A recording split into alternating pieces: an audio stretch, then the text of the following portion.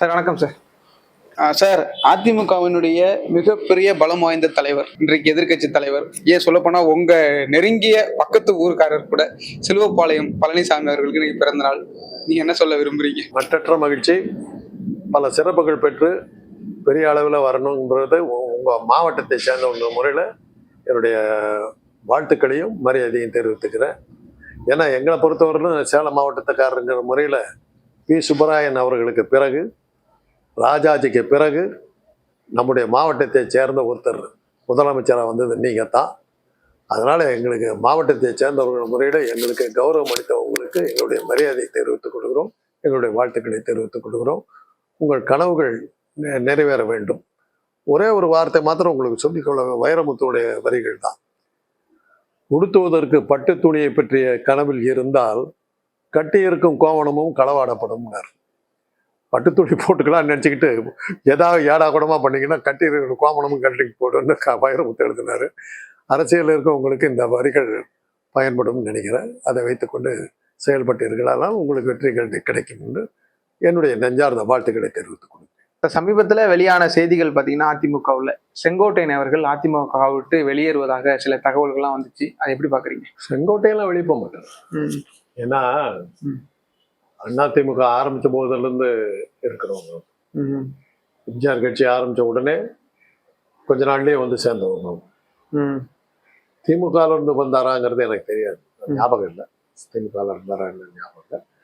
அதிமுகவுக்கு வந்த பிறகு செங்கோட்டையன் கொஞ்சம் பெருசா வந்தாங்க. ஜெயலலிதா காலத்துல அவர் கொடிகட்டி பிறந்தார். எம்ஜிஆரை விட ஜெயலலிதா காலத்துல கொடிகட்டி பிறந்தார். இன்னும் சொல்ல போனா ஜெயலலிதா அவருடைய சுற்றுப்பயணங்கள் எல்லாமே அவர் தான் முடிவை எடுத்தாரு. எந்த இடத்துல நிக்கணுங்கிற, தேர்தலில் எந்த இடத்துல நிக்கணுங்கிறது எல்லாமே அவர் தான் முடிவெடுக்கிற அளவுல அவர் செல்வாக்கா இருந்தாரு. எடப்பாடி வந்ததுக்கு பிறகு எல்லாம் ஒரே இனத்தை சார்ந்தவர்கள், ஒரே ஜாதியை சார்ந்தவங்க. பக்கத்து அவங்க கோபிச்செட்டிப்பாளையத்தை சேர்ந்து செங்கோட்டைங்க, அவங்க இவர் வந்து எடப்பாடியை சார்ந்தவர், எல்லாம் ஒரே ஜாதியை சேர்ந்தவர்கள். அதில் அந்த ஈகோ கிளாஷ் வந்து இருக்குது. சமீப காலமாக அவர் பேரை நம்ம பார்க்கணும். அப்படி பார்த்தீங்கன்னா மற்ற எல்லாம் அந்த ஜெயலலிதா காலத்திலையும் எம்ஜிஆர் காலத்திலையும் செல்வாக்காக இருந்த பல பேர் திமுகவுக்கு வந்துட்டாங்க.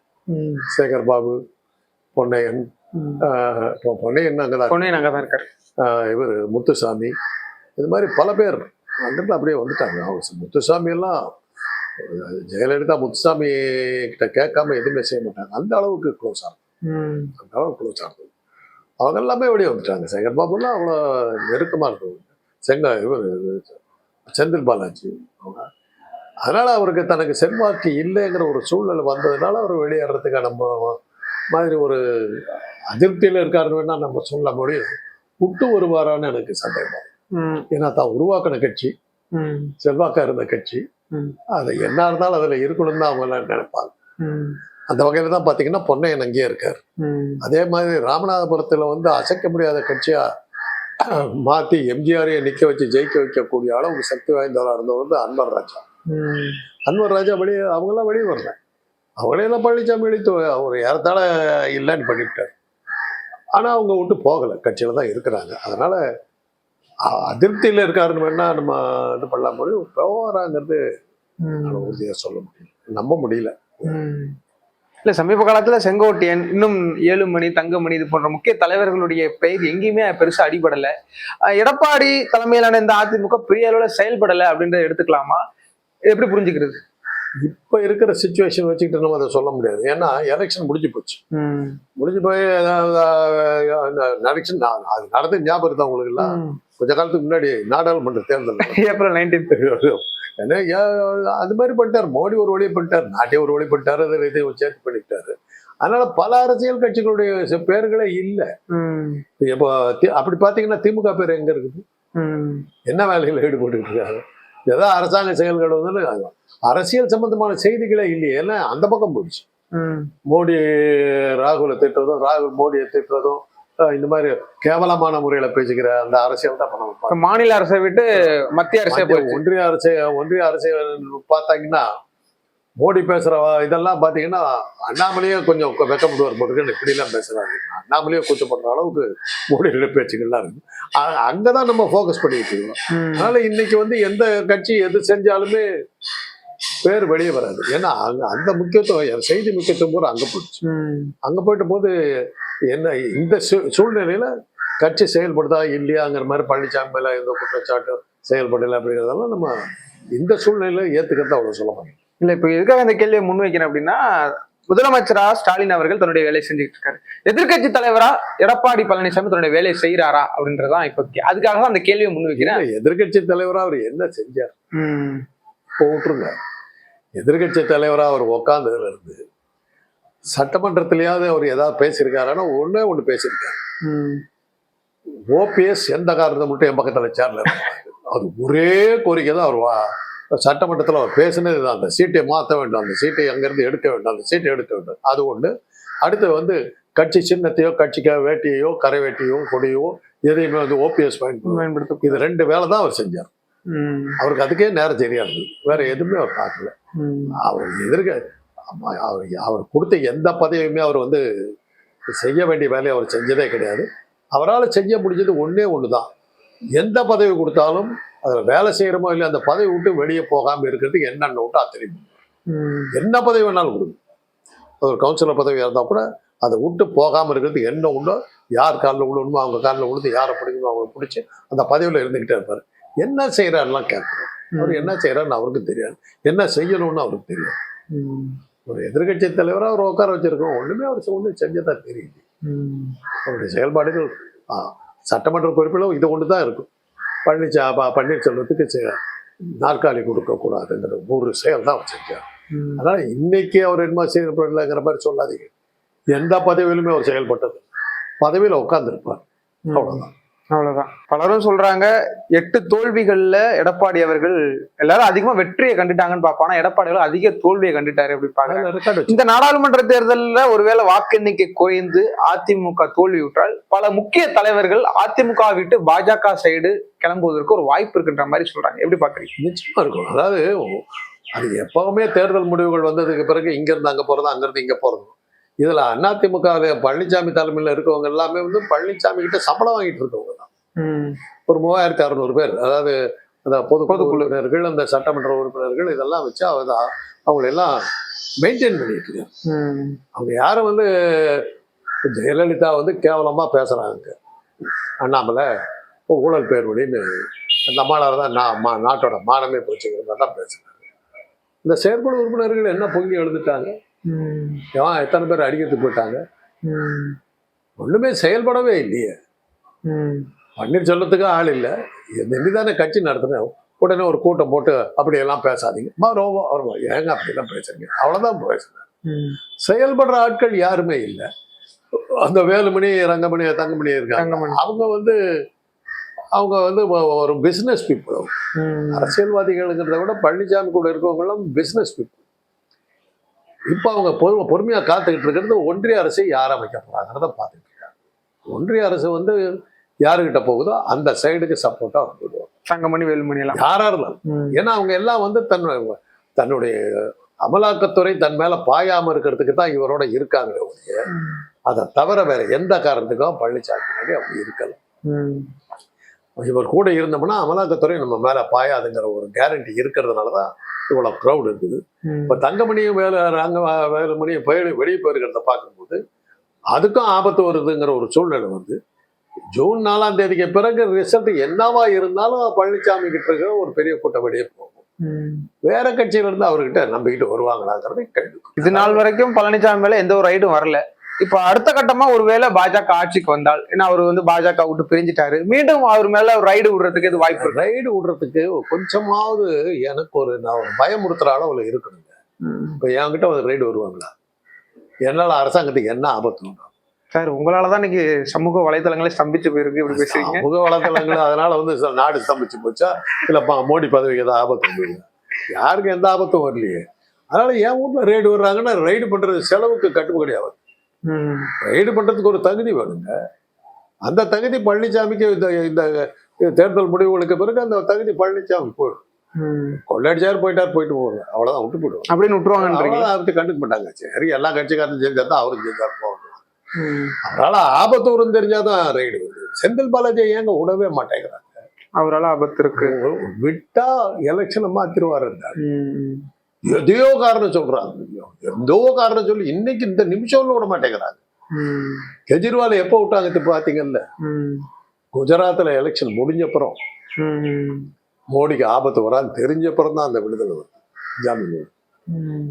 அதனால எதனால கெஜ்ரிவால உள்ள தள்ளுறாங்க? வெளியே இருந்தா ஆபத்து. ம். அது மாதிரி இருந்தாதான் அமலாக்கத்துறை வரும்.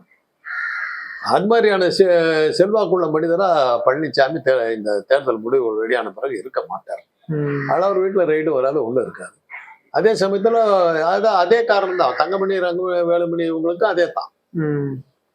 இவங்களுக்கெல்லாம் இனிமே அந்த பயம் தேவைப்படாது. ம். சரியா காலாகாலமா அரசியல்ல சேர்ந்த முறை அடிச்சான் கொள்ள, அதுல நீங்களும் ஒரு ஆடு அந்த அந்த கூட்டத்தோட.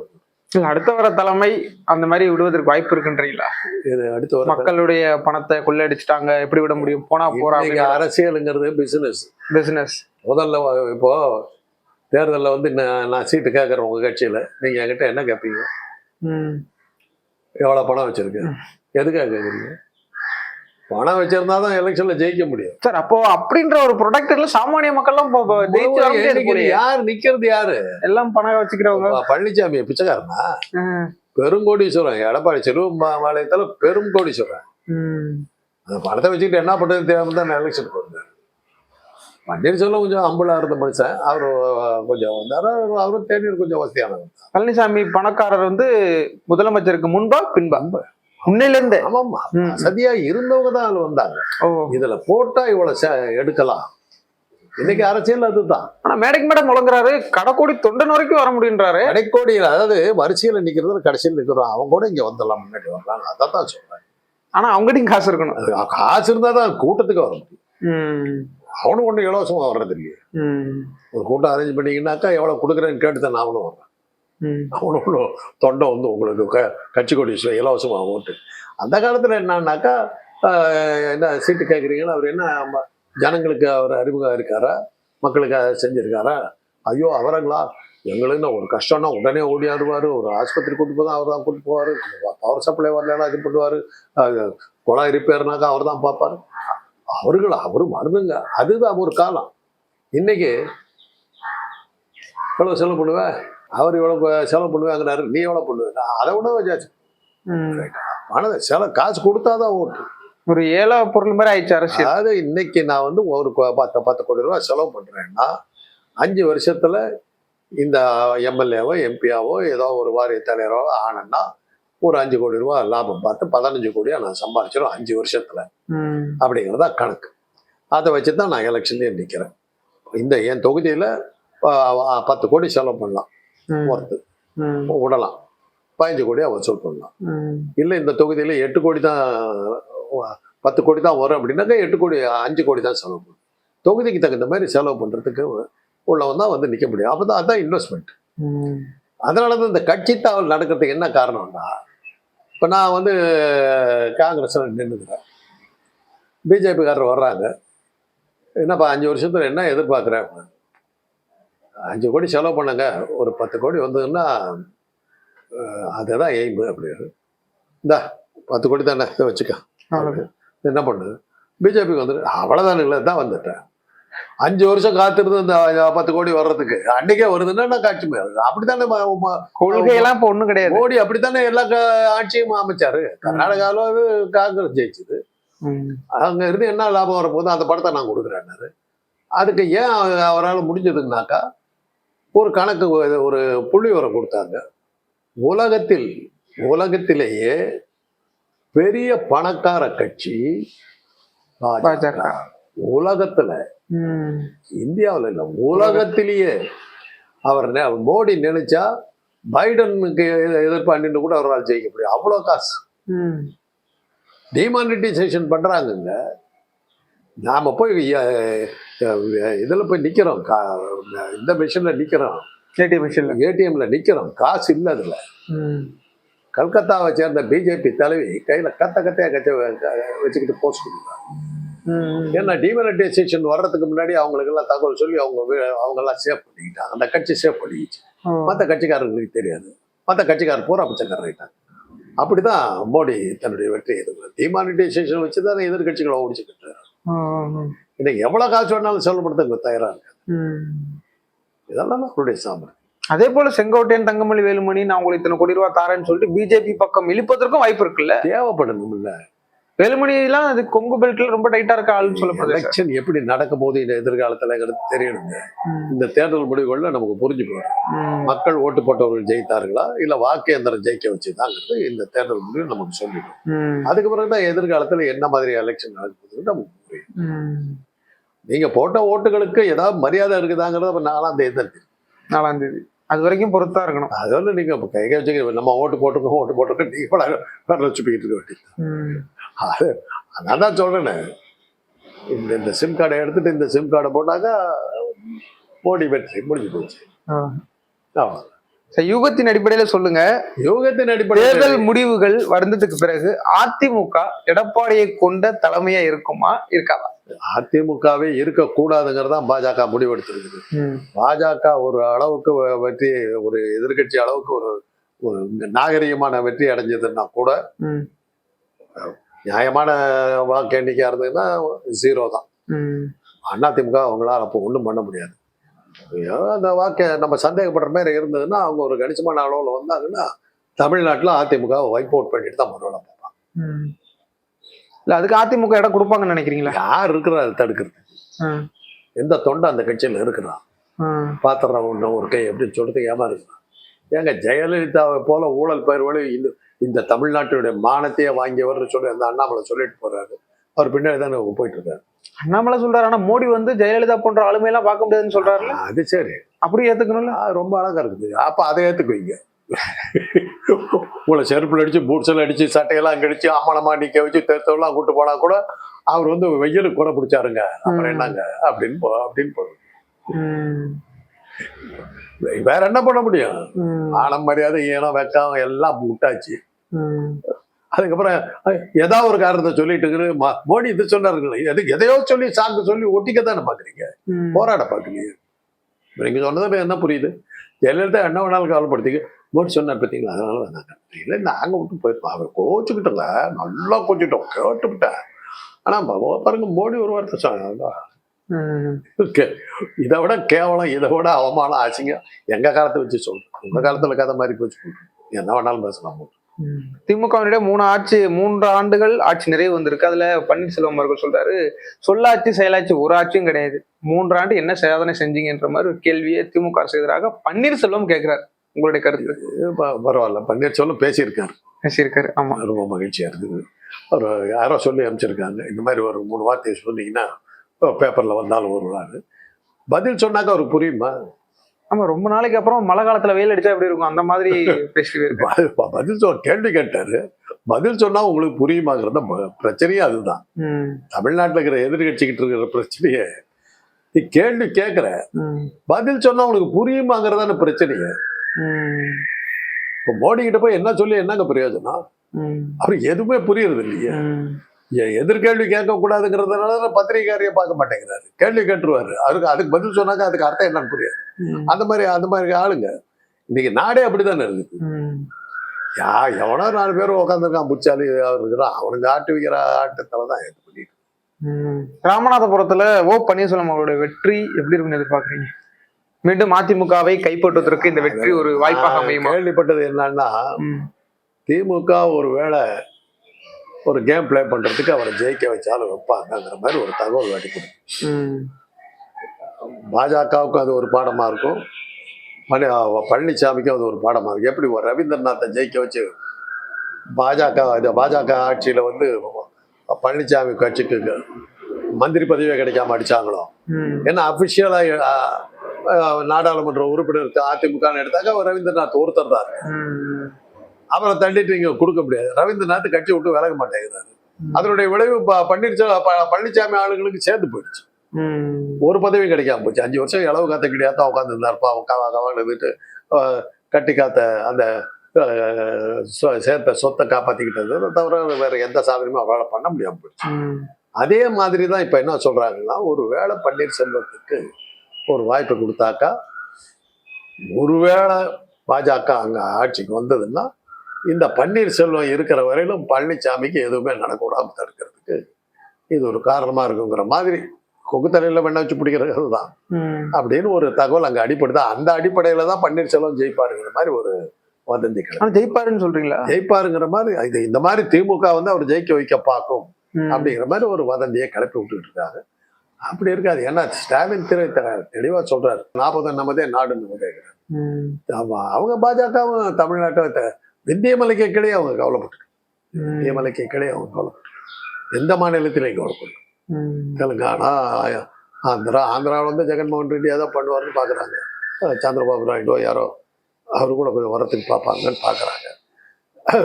அதுவும் கஷ்டங்கிறாங்க. விட்டா பாண்டிச்சேரி இல்லைன்ட்டாங்க. கர்நாடகா ஏற்கனவே காலி, அப்புறம் தமிழ்நாடு இல்லை, கேரளா இல்லை.